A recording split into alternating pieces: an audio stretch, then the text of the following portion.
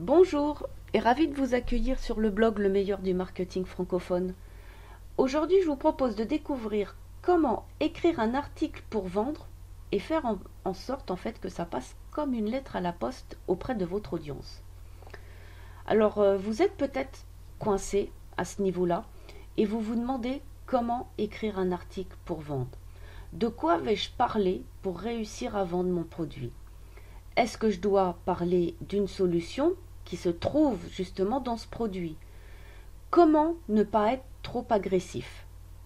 En fait, à ce stade, il est tout à fait normal de se poser tout un tas de questions, et moi-même j'ai été donc dans cette situation. Alors le plus important, c'est en fait d'écrire un article pour vendre sans passer pour un charlatan de première. Alors il y a donc justement quelque chose dont je viens de vous parler et qui est essentiel, c'est de ne surtout pas être agressif. Si votre contenu laisse paraître à vos prospects qu'ils vont devoir sortir leur carte bancaire, pour vous ce sera complètement foiré.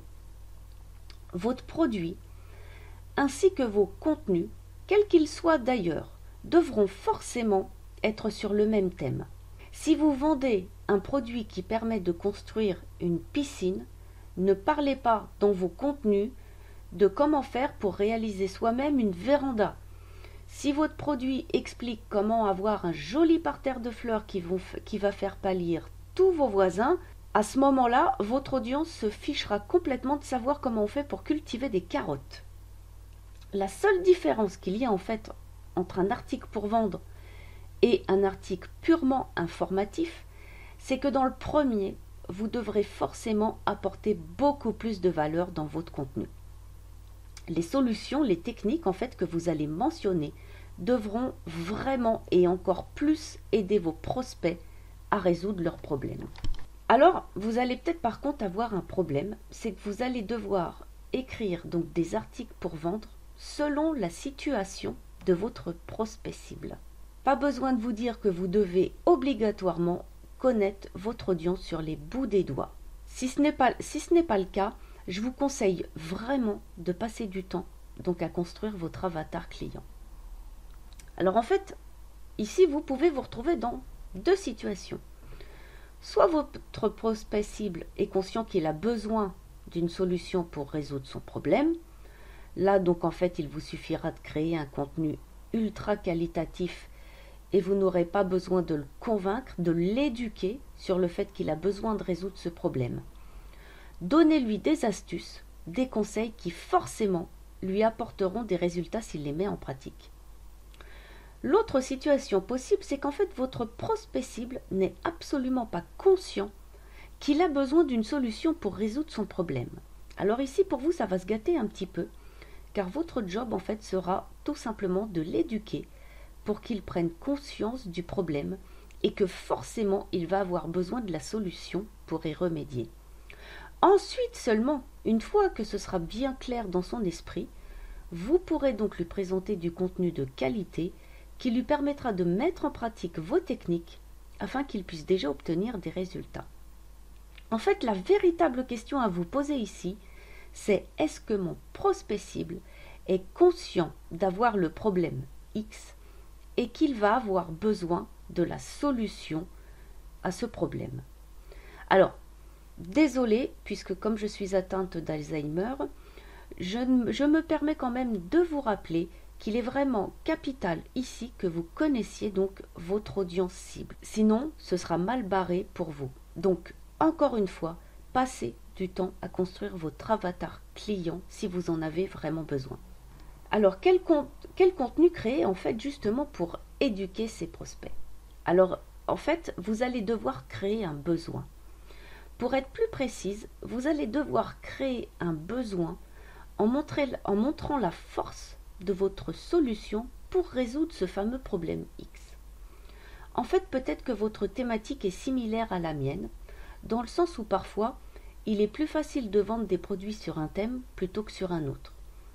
Dans mon cas, pour vendre un produit sur l'emailing, le copywriting, le business plan, ça va être beaucoup plus difficile à vendre qu'un produit pour construire sa mailing list ou acquérir du trafic sur son blog.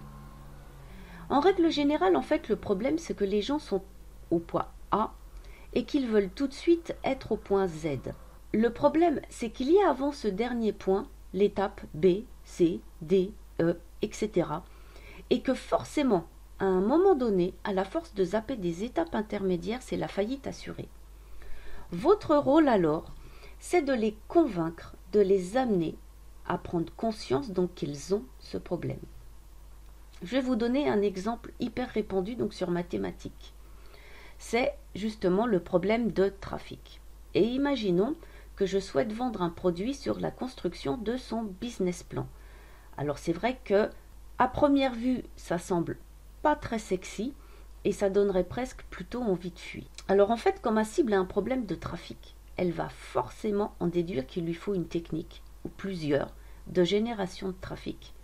Sauf que ce qu'elle croit n'est pas la réalité. Elle le croit à force d'écouter les autres le dire, de le lire dans des articles. Mais la solution dont elle a besoin, c'est un bon positionnement et un avatar client irréprochable. D'où mon produit sur la construction d'un business plan. Il va donc falloir que je lui montre par A plus B et même plus C que mon produit, donc sur la construction de ce business plan, est la seule et unique solution pour résoudre son problème. Alors voyons maintenant de quoi vous allez pouvoir parler dans vos articles pour vendre votre produit. Alors comme je vous le disais précédemment, vos articles devront porter sur le même thème que votre produit. Si vous parlez d'une technique qui se trouve dans votre produit, ne la donnez pas entièrement. Mais vous pouvez aussi très bien parler de quelque chose qui n'est pas contenu dans votre produit. En fait, il y a deux seules règles à respecter. C'est de toujours rester sur le même thème et de ne pas tout donner dans vos contenus gratuits, que ce soit aussi bien dans vos articles, vos vidéos ou vos emails, ce qui vous laisse quand même un champ d'action plutôt large. Pour écrire donc un article pour vendre, respectez scrupuleusement ces deux règles et déterminez au préalable si votre prospect cible est conscient du problème ou pas, afin d'adapter vos contenus en conséquence. On se retrouve très bientôt dans une prochaine vidéo.